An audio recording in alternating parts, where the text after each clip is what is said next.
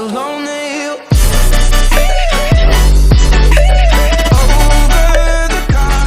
अस्सलाम वालेकुम students, welcome back to team teaching. और आज हम करने जा रहे हैं chapter number 3 kinematics of linear motion of class matric. So पहले हम देखते हैं काइनेमेटिक्स होता क्या है।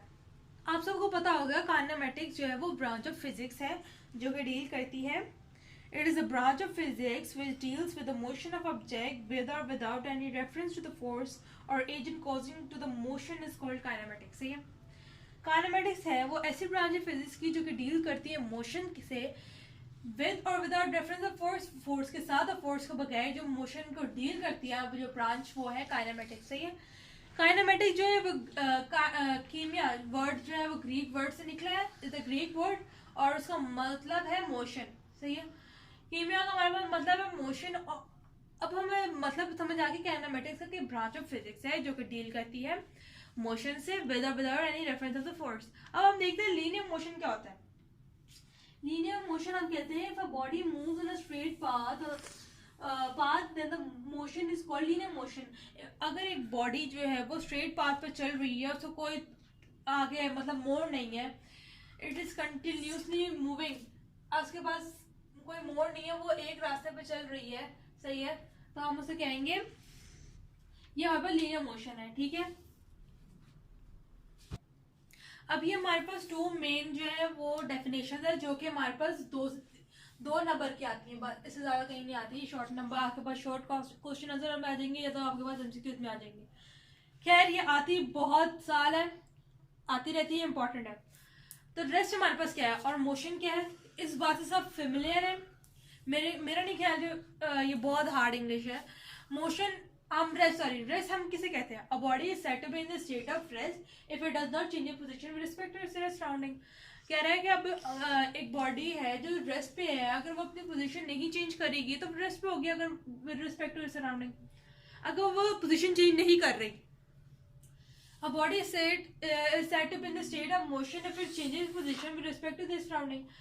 भाई अगर मोशन हम किसे कहते हैं कि एक बॉडी है वो मूव कर रही है with respect to their surrounding, तो हम उसको क्या कहेंगे? Motion. There are 3 types of motion. ठीक है। ये हमारे पास सवाल ये शॉर्ट में आता है। ओके, टाइप्स ऑफ मोशन हमारे पास कितनी है? 3 टाइप्स ऑफ मोशन हमारे पास। नंबर 1 है ट्रांसलेटरी लीनियर मोशन। अगर आपके पास लीनियर मोशन लिखा आता है तो इसका मतलब ट्रांसलेटरी, अगर ट्रांसलेटरी आता है तो लीनियर मोशन। ठीक है। रोटेटरी मोशन और वाइब्रेटरी और ऑस्कुलेटरी मोशन, ये भी दोनों एक ही उसके हैं। ठीक है। तो लीनियर मोशन हमारे पास क्या है? Linear motion is also called the translatory motion. In this type of motion a body moves in a straight और अ कर्व पाथ। कि भाई मोशन, हाँ, ट्रांसलेटरी मोशन हम कहते हैं, ट्रांसलेटरी मोशन हम कहते हैं कि बॉडी जो है मूव कर रही हो या तो स्ट्रेट पाथ में या तो कर्व पाथ में। जो है बॉडी मूव कर रही हो या तो स्ट्रेट या तो कर्व पाथ में, तो हम उसे कहेंगे लीनियर और ट्रांसलेटरी मोशन। ठीक है। और हमारे पास आती है rotatory motion. If a body spins और rotates about a fix point और axis, this motion is called rotatory motion. इसकी एग्जांपल हमारे पास क्या होगी? इसकी एग्जांपल मैं आपको समझाती हूँ। या तो हमारे पास फैन हो या तो अर्थ जो रिवॉल्व कर रही है, रोटेट कर रही है। ठीक है। अर्थ, और इसकी एक बेस्ट एग्जांपल हमारे पास यूं मिलती है हमें, फैन, पंखे। इग्नोर इफ माय डायग्राम अच्छी नहीं है तो इसका तो हमारे पास ये जो रोटेटरी मोशन हम कहते हैं, जो हमारे पास सर्कल में मूव कर रही है, जो रोटेट कर रही हो, उसको हम रोटेटरी मोशन कहते हैं। जो मोशन रोटेट कर रहा है हम उसे रोटेटरी मोशन कहते हैं। और ट्रांसलेटरी लीनियर मोशन जो स्ट्रेट और कर्व पाथ में मूव कर रही हो चीज, उसे हम मोशन कहते हैं। अब हमारे पास थर्ड है वाइब्रेटरी और ऑस्कुलेटरी मोशन। ठीक है।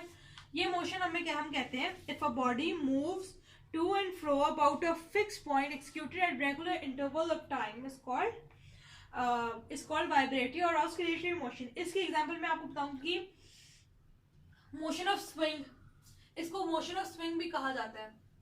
मैं लिख देती हूँ इधर।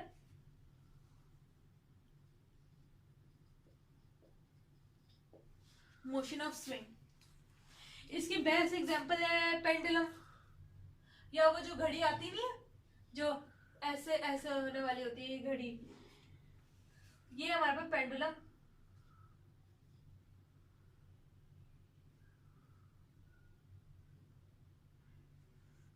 ठीक है, जो स्विंग हो रही हो चीजें, जो यूं यूं यूं चल रही हो, वो उसे हम कहते हैं वाइब्रेटरी और ऑस्किलेटरी मोशन।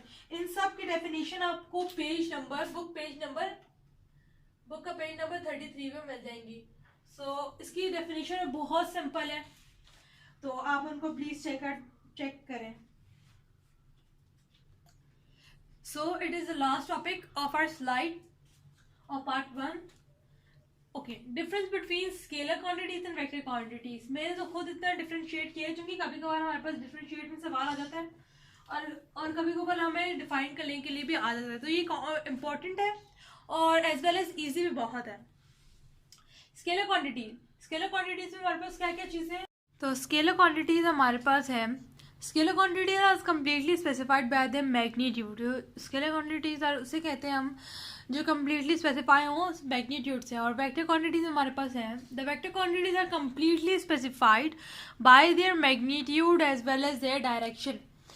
वेक्टर क्वांटिटीज हमारे पास मैग्नीट्यूड और डायरेक्शन के साथ स्पेसिफाई हो, हम उसे वेक्टर क्वांटिटी कहते हैं। Scalar quantities can be represented by numbers and vector quantities can be represented by an arrow. आपके पास कहीं भी एरर लगा हो तो हमें बिल्कुल समझ जाना चाहिए कि हमारे पास वेक्टर क्वांटिटी की बात हो रही है। Scalar quantities can be added, subtracted और मल्टीप्लाई और डिवाइड। स्केलर क्वांटिटीज को हम ऐड भी कर सकते हैं, सब्ट्रैक्ट भी, मल्टीप्लाई और डिवाइड भी कर सकते हैं।